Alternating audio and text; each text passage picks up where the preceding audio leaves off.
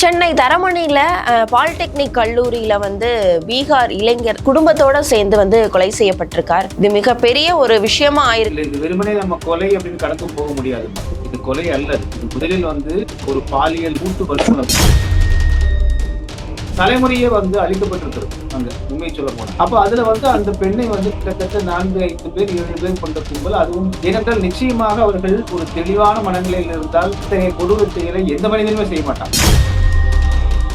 இவர்களிடம் தாங்கள் செய்வது இப்படிப்பட்ட கொடூரமான செயல் என்று கொஞ்சம் கூட அவர்களுக்கு அந்த கூச்சமோ, அந்த வெட்கமோ, அந்த அருவருப்போ, அந்த பயமோ இல்லாமல் செய்கிறார்கள் என்றால் இதற்கு பின்னணியில் இருக்கக்கூடிய அந்த இது போன்ற நிகழ்வுகள் போதை பழக்க வழக்கம், போதை நடமாட்டத்தெல்லாம் தடுக்கிறத விட்டுட்டு கொலை நடந்த பிறகு உடம்பை தேடிக்கொண்டிருப்பது அப்படிங்கறது பாத்தீங்கன்னா குப்பை விட்டு வாழை பிடித்துக் கொண்டிருக்கிறார்கள் நமது தமிழ்நாடு அரசு அப்படின்னு தான் நம்ம என்ன தோணுது. தமிழ்நாட்டில் சட்டம் ஒழுங்கு இத்தகைய இருக்கிறது என்றால் அவர்களை செய்வதற்கு எப்படி என்ன வரும் இல்லைங்களா? அப்ப இங்கே நம்ம திறந்த வீடு போல ஆயிருக்கிறது அப்படிங்கிறத நம்ம கூர்ந்து கவனிக்க வேண்டியது. செய்யறவன் பீகார்கார, அமெரிக்காக்கார, லண்டன்கார அப்படின்னு தட்டி கழிச்சுட்டு போயிட முடியாது. அவ இந்த மண்ணுக்கு வரும்போது, இந்த மாநிலத்துக்கு வரும்போது இங்க உள்ள சட்டம் ஒழுங்கை அவன் கடைபிடிக்க வேண்டும், ஒழுக்கத்தை கடைபிடிக்க வேண்டும். அதற்கு நம்ம என்ன செஞ்சிருக்கோம்?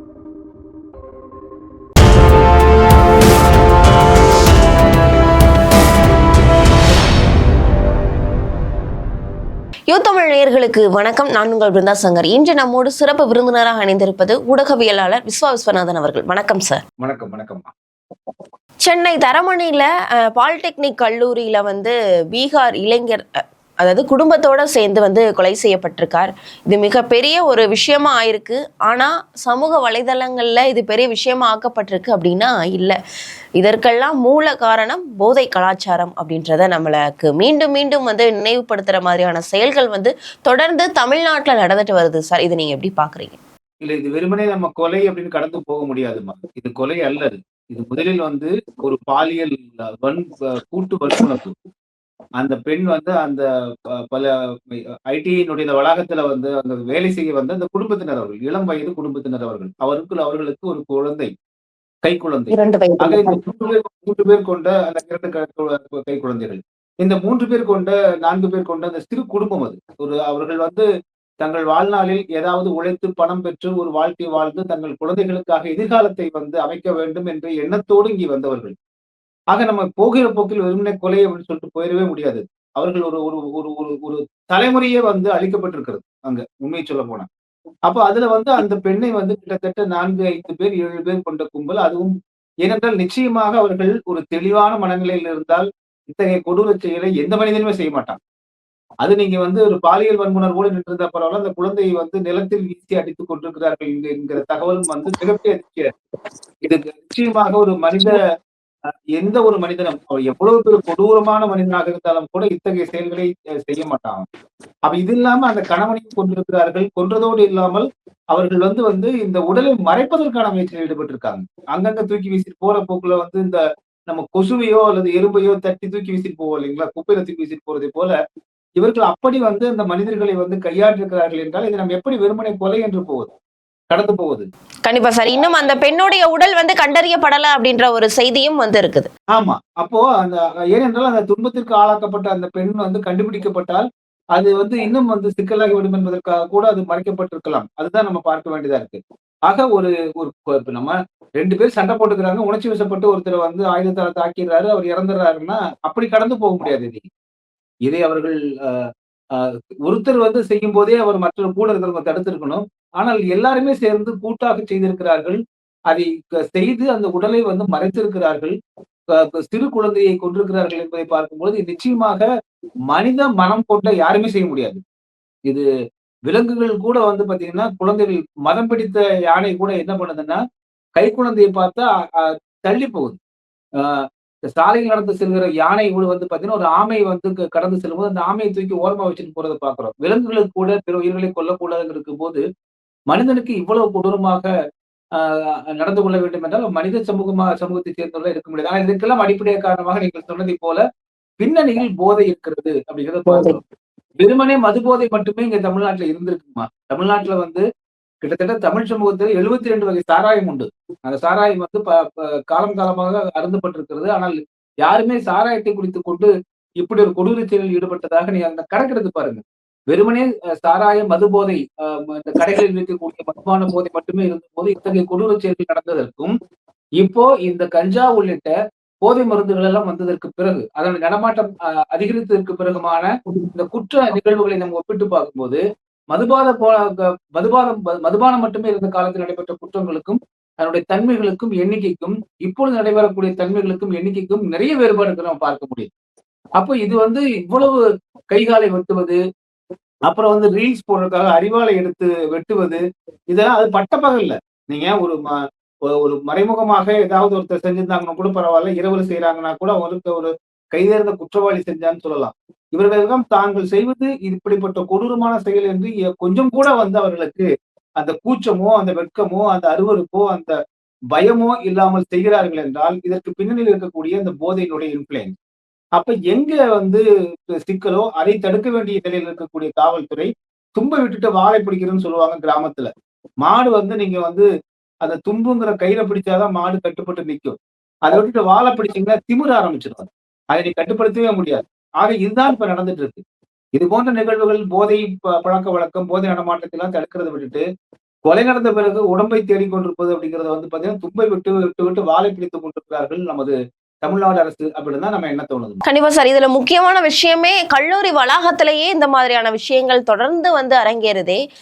கல்லூரி வளாகம் அப்படின்றது மிக பெரிய ஒரு போற்றக்கூடிய ஒரு விஷயம்.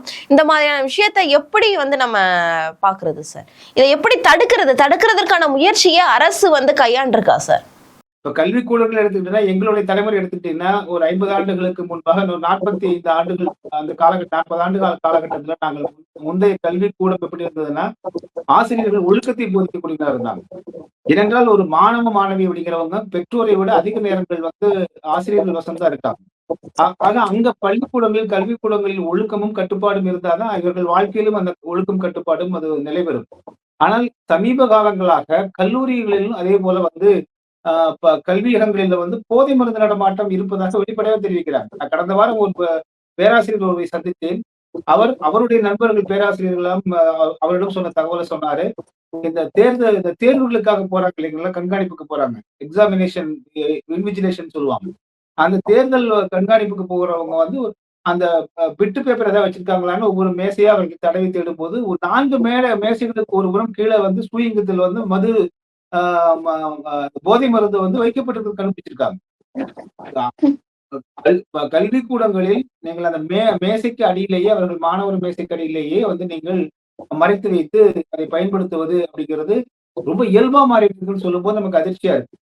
ஆக இப்படி கல்லூரிகளிலும் கல்விக்கூடங்களிலும் அதே போல கஞ்சா சாக்லேட்டுகள் வந்து பள்ளிக்கூடங்களுக்கு அருகில் 5000 கஞ்சா சாக்லேட் பறிமுதல் செய்யப்பட்டது அப்படிங்கிற செய்திகள்லாம் வந்திருக்கு. நம்ம கற்பனையில் எதுவுமே சொல்லல. அனைத்துமே செய்திகளாக பதிவானவைதான். அப்ப இதெல்லாம் நீங்க வந்து பார்க்கும் பொழுது கல்லூரி பள்ளி கல்வி மாணவ மாணவர்கள், கல்லூரி மாணவ மாணவிகள் அவர்களிடமிருந்தே இந்த போதை மருந்து பழக்கம் தொடங்கியது. இந்த போதை மருந்து கூடவே மதுபானம் அப்படின்னு சொன்னா எப்படி இருக்கும்? ஒரு வந்து வெறி பிடித்த ஒரு குரங்குக்கு வந்து மதுபானம் ஊற்றிவிட்டு அதுக்கு மனநிலையும் சரியில்லாம இருந்து அதை நடுவெயில்ல ஓட விட்டா எப்படி வந்து ஒரு வெறித்தனமாக தன் இயல்பே அறியாமல் வந்து கொடூரமாக இருக்குமோ அத்தகைய நிலையில் மனிதன் என்று மாற்றப்பட்டிருக்கிறான் என்பதற்கான உதாரணம் தான் இதெல்லாம். கண்டிப்பா சார். இதற்கு வந்து முன் விரோதமும் காரணம் அப்படின்ற மாதிரியான விஷயங்களை வந்து சொல்றாங்க. இது மது போதையில நடந்த ஒரு தகராறு தான் அப்படின்ற மாதிரியான விஷயங்கள்லாம் முன்னிறுத்தி பேசுறாங்களே சார், இது எந்த அளவுக்கு உண்மை நீங்க நினைக்கிறீங்க? இப்ப இதே மாதிரிதான் கோயம்புத்தூர்ல ஒரு மாணவி வந்து அந்த இரவு நேரத்துல தன்னுடைய நண்பரோடு போன போது நடந்ததுன்னு சொன்னாங்க. அப்போ வந்து பாத்தீங்கன்னா அது மது போதையில தான் நடந்ததுன்னு சொல்றோம். அதே போல இன்னொரு இடத்துல ஏதாவது நடந்ததுன்னா அதுக்கும் ஒரு காரணத்தை மேலோட்டமாக இது கொலைங்க, முன்விரோதங்க. சரி, முன்விரோதம் அப்படிங்கிறதுக்காக ஒரு பெண்ணை வந்து இவ்வாறு கூட்டு வன்முணர்ச்சி செய்து அவரது கொன்று உடலை மறைத்து எங்கேயோ குப்பைக்குடியில போட்டு போறதும் குப்பை மேட்டுல போய் தேடிக் கொண்டிருப்பதற்காக அப்படி நடைபெற்ற ஒரு நிகழ்வும், குழந்தையை அடித்தே கொன்ற நிகழ்வும் வந்து முன்விரோதம் காரணமாக என்று சொல்லி அப்படியே மன்னிச்சுட்டு போயிடலாமா? அப்படி ஏற்றுக்கொண்டு கடந்து போயிடலாமாங்கிற கேள்வி வருது இல்லையா? முன்விரோதமோ பின்விரோதமோ இப்படி ஒருவன் இந்த தமிழ்நாட்டு மண்ணில் நடந்து கொள்வதற்காக அவர்களால் நடந்து கொள்ள முடிகிறது என்றால், அவர்களுக்கு துணிச்சல் வருகிறது என்றால், இங்கே தமிழ்நாட்டில் இவ்வாறு நடந்தால் நம்ம என்ன செய்ய போறாங்கிற எண்ணம் அவர்களுக்கு வந்திருக்குன்னு தான் பொருள். சார், ஏன்னா கொலை செய்தவர்களும் பீகார் மாநிலத்தை சேர்ந்தவர்கள் தான் அப்படின்னு சொல்றாங்களே சார். எந்த மாநிலத்தை சேர்ந்தவராகவும் இங்க வந்து தமிழ்நாட்டுக்குள்ள அவ்வாறு செய்வதற்கு அவர்களுக்கு வந்து அந்த அச்சம் வேணுமா வேண்டாமா? நீங்க கண்டிப்பா. ஆயிரக்கணக்கான பேர் ரயில்ல வந்து இங்க பணிகளுக்காக இறங்குறாங்க. கிட்டத்தட்ட 1.25 கோடி பேர் இங்க வந்து பிற மாநிலத்தவர் செய்றாங்க. இப்ப நம்ம எடுத்துக்காட்டா சொல்லுவோமா, இப்ப நம்ம இங்கிருந்து சிங்கப்பூர் போறோம்னு வச்சுக்கங்களேன்.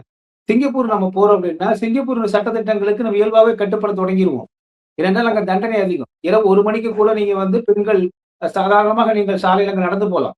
இல்லைங்களா? நடந்து போலாம். காரணம் என்னன்னா, முழுக்க முழுக்க சிறிய நகரம் என்பதால், சிறிய நாடு என்பதால் அவர்கள் கண்காணிப்பு அதிகம் பலப்படுத்துறாங்க. தண்டனைகள் அதிகமா குடுக்குறாங்க. அப்ப நீங்க தவறு செஞ்சா நீங்க தமிழ்நாட்டுக்கு போய் நம்ம இந்த மாரி தவறுல ஈடுபட்டோம்னா, நமக்கு தண்டனை இருக்குங்கிற அச்சம் அவர்களுக்கு இருக்க வேண்டும். அப்படி ஏதாவது அவர்களுக்கு வந்து அந்த அச்சம் இருக்கிறதா என்றால் இல்லை. அதே பீகார்ல கூட அவங்க அப்படி செய்வாங்களாங்கிறது நமக்கு தெரியல. பீகார்ல இது போன்ற நிகழ்வுகள் எத்தனை நடந்திருக்குன்னு செய்தித்தாள்ல எடுத்து பாருங்க. அவரு ஒரு வடநாட்டுக்காரர், பீகார்காரர் இங்க வந்து என்ன குற்றமாற்றமாலும் செய்யலாம்னு சொல்லலாமா? வெளியூர்ல இருந்து வந்து நம்ம அத கொண்டுட்டு போறான். வெளியூர்காரன் தாங்க. கொண்டுட்டு கொன்றாங்க. அது அவனோட இயல்புன்னு எடுத்துட்டு போக முடியுமா? தமிழ்நாட்டு சட்டம் ஒழுங்கு சீராக இருந்தால், இங்கே வந்து நம்ம செஞ்சோம்னா, நம்ம காவல்துறை வந்து கடுமையான தண்டனை குடுத்துருவாங்க. இது செய்வதற்கே இங்க சிக்கல். மக்களும் அதே போல இருக்கிறாங்கற எண்ணம் இருந்தால் செய்வாங்களா அவங்க? அப்ப சிங்கப்பூருக்கு கண்டிப்பா. போகும்போது நம்ம எப்படி இப்ப சிங்கப்பூருக்குள்ள போகும்போது நம்ம எப்படி ஒழுக்கமா மாறிடுறோம்? அங்க போனா எச்சில் துப்ப முடியாது. குப்பை ஒரு இடத்துல வந்து வெளியில போட முடியாது. இன்று கூட நாம வந்து இந்தியா முழுவதுமே பொது இடங்களில் புகைப்பிடிக்க கூடாதுங்கிற சட்டம் இருக்கிற காரணத்தால அது மாறி இருக்கிறதா இல்லையா? ரயில் நிலையங்களை எச்சில் துப்ப கூடாதுங்கிற மாறி இருக்கிற சட்டம் வந்து சட்டத்தை மதிக்கக்கூடிய நிலைமை வந்திருக்கா இல்லையா? அதே போல தமிழ்நாட்டில் சட்டம் ஒழுங்கு இத்தகைய இருக்கிறது என்றால், அவர்களை செய்வதற்கு எப்படி எண்ணம் வரும்?